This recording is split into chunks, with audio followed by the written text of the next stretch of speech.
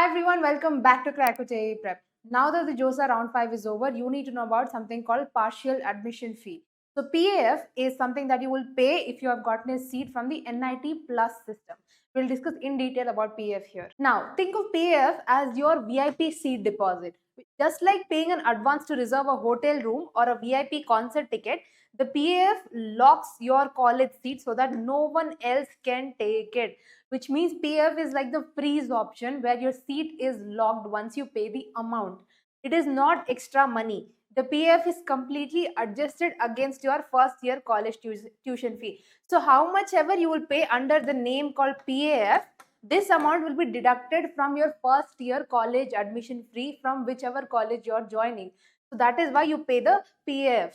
And the final seal, it is the ultimate confirmation that you are officially accepting your allotted seat in the NIT Plus system. So once you pay the PF, that means you're accepting the seat that was allotted to you in the JOSA. If you take a look at the fee breakdown, this is how much you need to pay if you're a general OBC NCL or EWS candidate, and this is how much you will pay if you're a SC, ST or PWD candidate.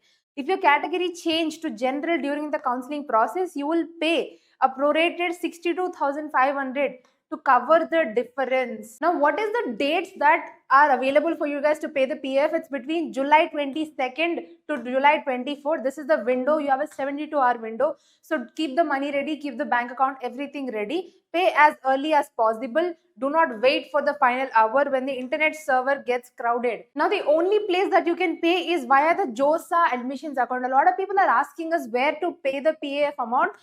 It's not the CSAP portal you need to pay. You have to pay from the JOSA admissions website, not the CSAP portal.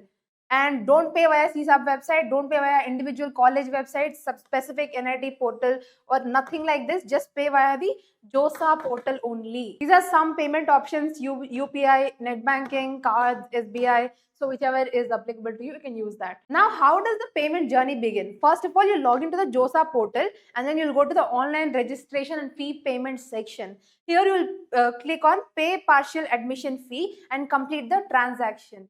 And then you'll wait for the success message and email confirmation, and then you'll take the screenshot of everything to make sure that the record is there with you that you paid the PAF. Now, what happens if you don't pay the PAF?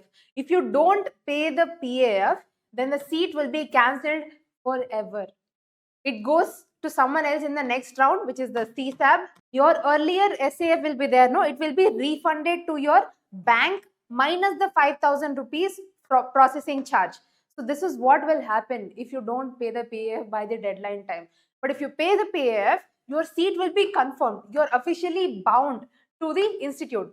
Once paid, the PAF is non-refundable. What if your payment is failed or hung?